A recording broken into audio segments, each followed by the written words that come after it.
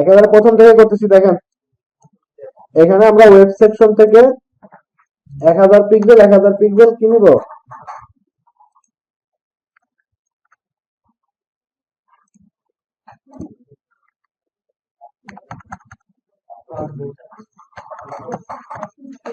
আচ্ছা 1000 আর্টবোর্ড নিলাম, ঠিক আছে, ক্রিয়েট দিলাম।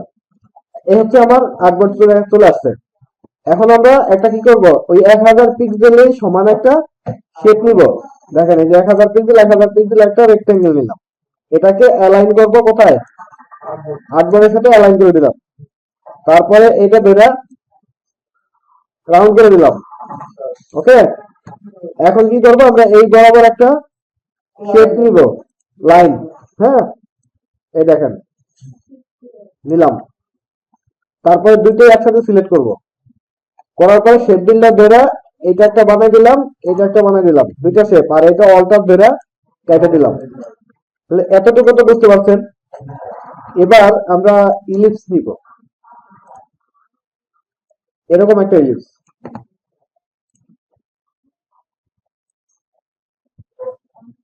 এটাকে আর্টবোর্ডের সাথে মাঝখানে অ্যালাইন করলাম, ঠিক আছে।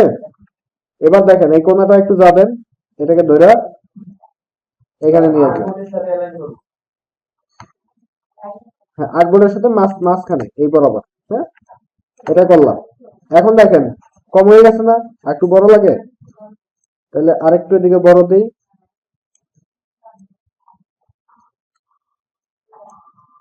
আরো লাগবে, আরেকটু লাগে।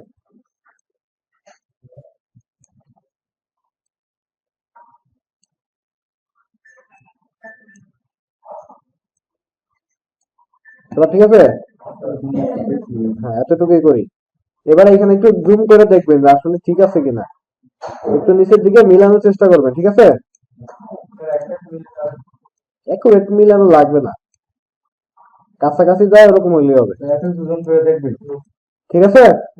এবার দেখেন, এবার কাটবো কার সাথে, এই শেপের সাথে কাটবো, এটার সাথে কাটবো না, এটা যেভাবে আছে ওইভাবে থাকবে। যদি দরকার হয় আমি এখানে লাইন আর একটা নিয়ে নেবো, কিন্তু এইটার সাথে কাটবো না। এবার সিলেক্ট করবো এই দুইটা সিলেক্ট করে শেপ বিল্ডার দিয়ে ধরে দেখবেন এটা হয় কিনা। হয়, এই যে ফাঁকা আছে, যে এই যে হবে, হবে না, কি করতে হবে, আরেকটু নামাইতে হবে নিচে। নামানোর দরকার নাই, একটা লাইন নিয়ে এইটা ঠিক এই বরাবর একটা লাইন নিয়ে নেবেন, এই যে এই লাইনের সাথে আবার ধরবেন, এই লাইনের সাথে ইলিপস ধরবেন, ধরার পরে শেপ বিল্ডার দিয়ে এটা একটা কাটবেন, আর এটা কি অল্টার ধরে বাস, ঠিক আছে। এবার সবগুলোর কালার দিই, এটা কি কালার দেবো, হোয়াইট কালার থাকবে ফিলে। স্টোরে কি দিব, 0 এনআই, এ9 F45, এটার স্ট্রোক দিব কত, 10 দিলাম, ঠিক আছে। আচ্ছা, তাহলে এবার এটাও ঠিক সেম ভাবে হবে। আমরা এটাকে আইড্রপার দিয়ে এটা কপি করি। এবার ফিলটা কি করব, এখানে যে কালারটা দিছি না, এই সেম কালারটা ফিলেও দিয়ে দিব, ঠিক আছে। আচ্ছা, আর এইটা কি করব, গ্রাডিয়েন্ট কালার দিব নাকি। আচ্ছা, এই গ্রাডিয়েন্ট দিতে গেলে আবার একটু ঝামেলা হয়, তাহলে এখানে কি করা লাগে, আলাদাভাবে কালার কোড বসাই নিতে হয় নাকি। তাহলে আমরা ওটা বসাই নেই, কি কি কালার দিব গ্রাডিয়েন্টে,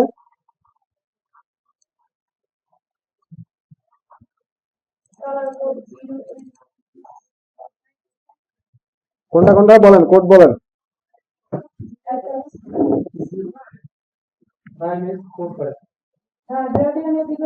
মাঝখানে দুইটা,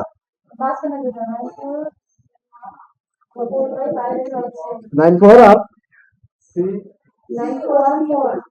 C145,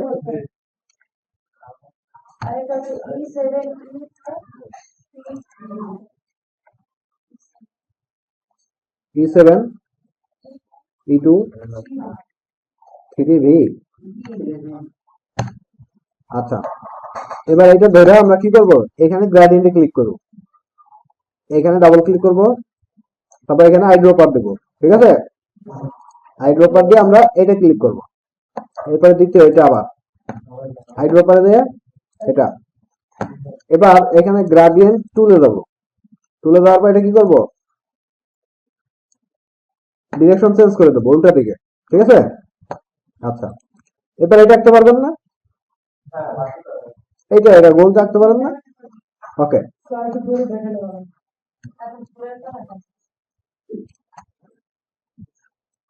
একটা বর্গ নেবেন। হ্যাঁ, ডিরেক্ট সিলেকশন বলতে এই মাথা আর এই মাথা, দুই মাথা সিলেক্ট করে এটাকে যতটা যায় দিয়ে দিবেন।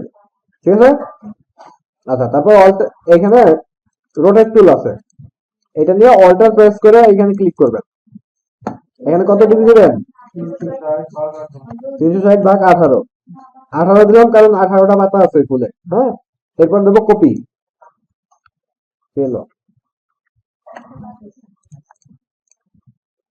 এটা কেন হয়েছে জানেন, এই যখন আমরা ডিরেক্ট সিলেকশন টুল দিয়ে এই মাথা সিলেক্ট করছি না, তারপর এটা আঁকছি, ওই ডিরেক্ট সিলেকশনের সিলেকশন রয়ে গেছে।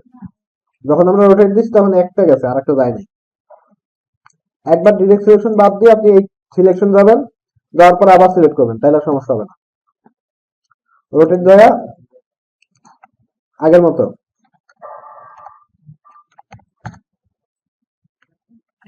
এই সমস্যা কেন হয়েছে বলেন, কপি দেয় নেই, ওকে হয়ে গেছে নাকি? আপনারা তো সব পারেন।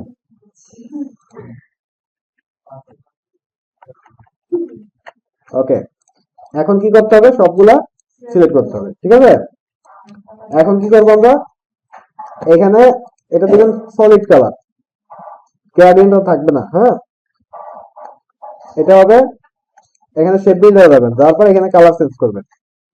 কি প্রথমটার কোড জানো কি ছিল,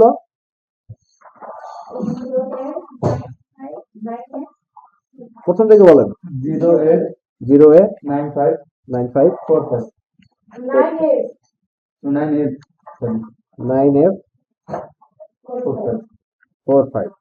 ওকে, এখন এইটা দিয়ে আমরা কি করবো, এই বাইরের যেগুলা এগুলা কি, যেহেতু বাইরে আছে তাই এক টানে করে নিয়ে আসা সম্ভব, কিছু চাপতে হবে না, অটো চাপতে তো ডিলিট হয়ে যাবে। হ্যাঁ, এটা যেহেতু বাইরে তাই টাইনে নিয়ে আসতে পারছি, কোনো সমস্যা হয়নি। আচ্ছা, পরের কালার কোড বলেন।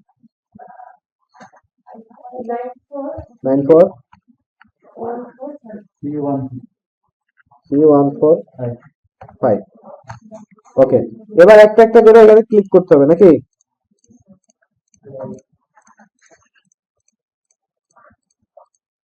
ওকে, এখানে যে কালার কোডটা ছিল ওটা ঠিক আছে, এরপরে একেবারে শেষেরটা বলেন। CD F2 ED F2 DE। এবার এটা কি করা যাবে, এটা বেরটা নিতে হবে।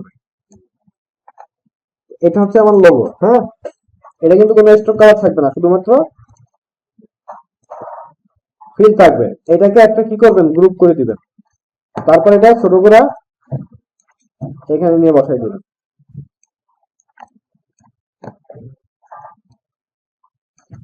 ঠিক আছে, তারপর এখানে একটা লেখা আছে, কি লেখা, সবুজেই সজীবতা, লেখা ফন্ট কি, ব্রহ্মপুত্র এমজে। হ্যাঁ,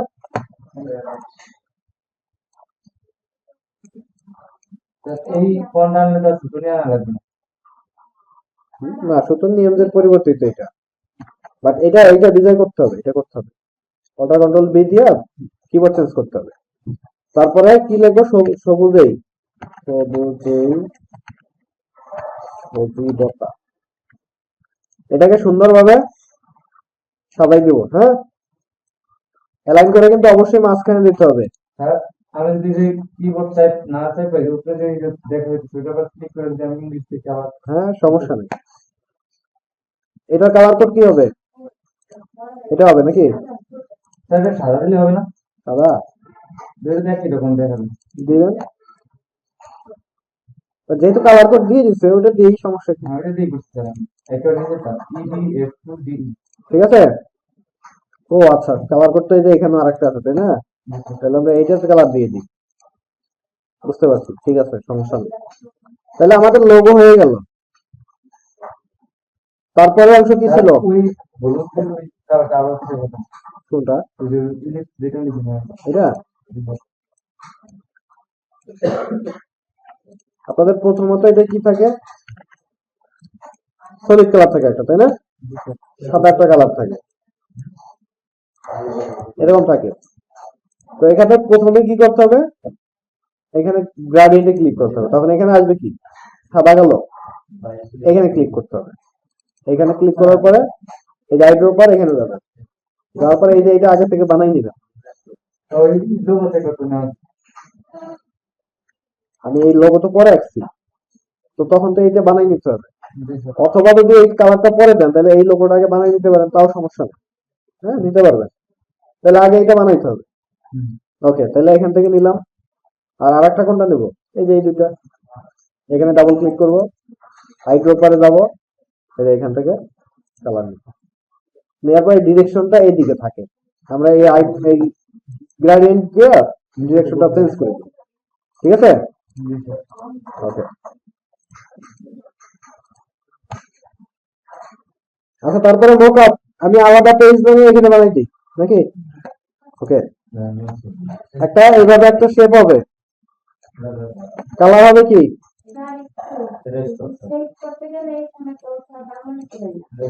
কি হুম কি বাংলা আসে না,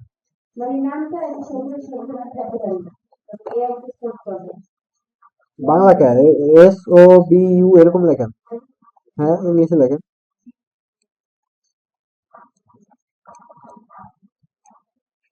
আচ্ছা, এটা বানানোর পরে আপনারা কি করবেন, একটা ইলিপস নেবেন, ইলিপসটা ঠিক এইরকম মাঝখানে হবে, দরকার হলে অ্যালাইন করে নেবেন।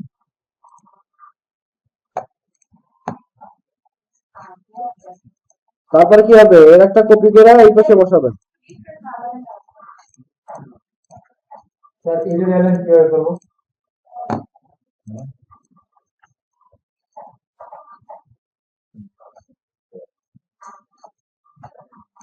আমি যে দুইটা ভেক্টর নিচ্ছি একটা থেকে আরেকটা ভেক্টর তুলে নিচ্ছি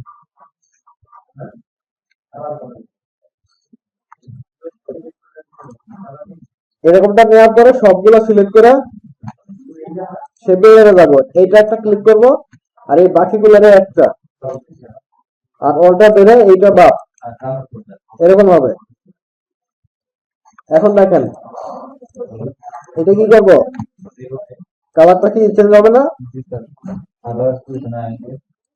তো এটা ওই কালার করতে করবো করতে পারেন, এই যে এইটা নিতে পারেন।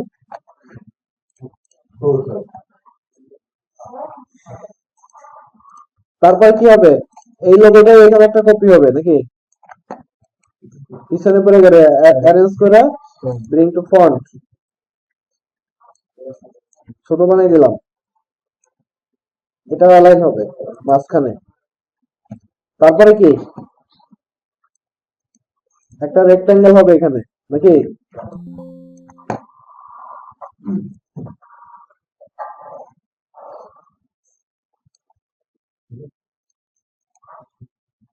এটার কালারটা একটু গাঢ় দিবেন।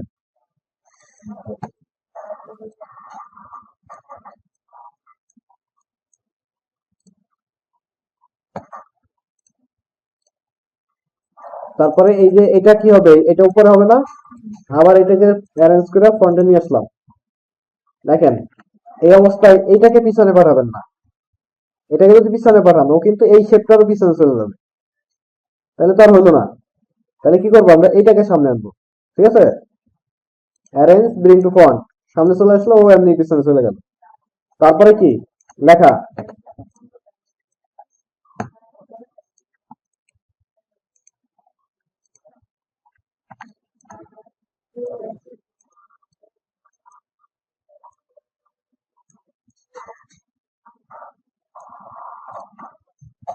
ঠিক আছে। এটা অ্যালাইন করা লাগবে না লেখাটা না, কার সাথে লাইন করবেন, ওই ছোট যে বক্স আছে জন্য লাগবে না। এদিকে অ্যালাইন করবেন। না ওই বক্সের একেবারে মিডলে রাখুন, যে বক্সটা নিচে আছে তো বুঝতে লাগে এদিকে বক্সে কত দূর এটা আপনি জানেন? উপর নিচে মিডল লোগোর পিছনে উপর নিচে করা যায়। আচ্ছা এখন আবার বলেন তো কোন জায়গায় কার প্রবলেম?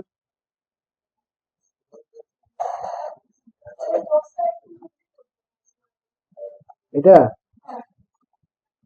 এটা কিন্তু একটু নিচেই আছে, দেখছেন খেয়াল করে?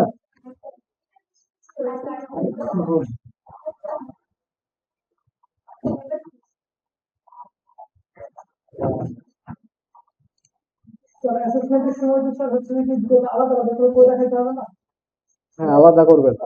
ফার্স্টে এই গ্রেড করে ওইটা পর্যন্ত সেভ করে রাখবেন, কেন হচ্ছে কি এইটুকু সেভ করবেন, তারপরে আবার নতুন একটা পেজ নেবেন, পেজ নিয়ে এইটা বানাবেন।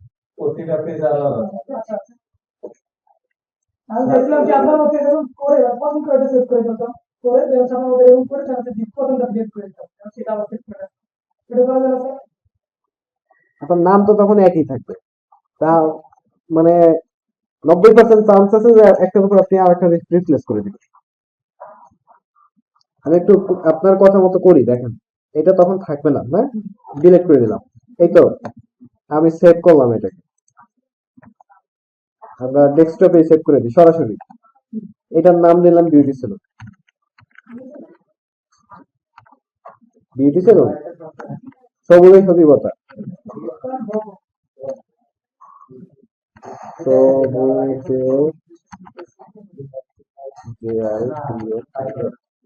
লোগো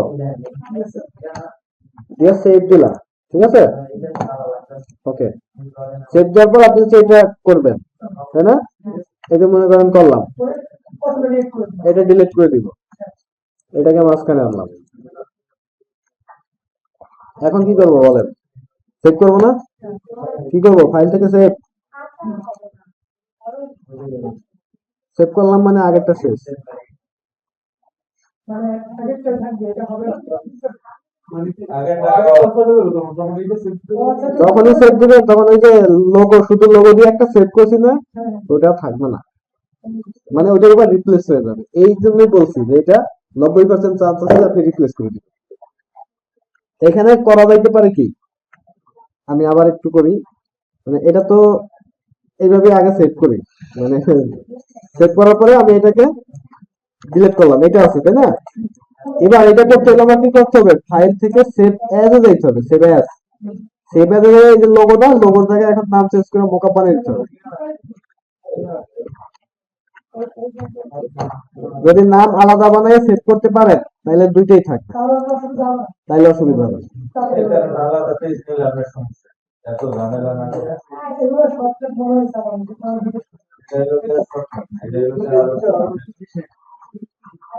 মানে একটা পেজ নেবেন, পেজে যদি এই থাকে আপনার ডেট থাকে অনেক কিছু আপনি আর ঝামেলা আগে প্রশ্ন করে আসবেন।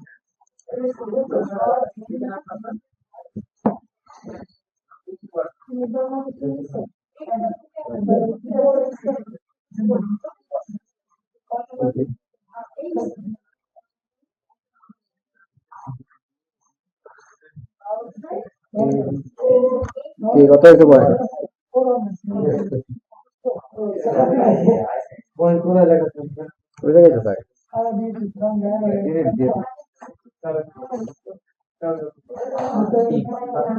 উপরের দিকে দেখেন, পেজ যে জায়গা দিচ্ছে না ওই উপরের দিকে নাম, নাম টাম লেখা থাকে এই দিচ্ছে।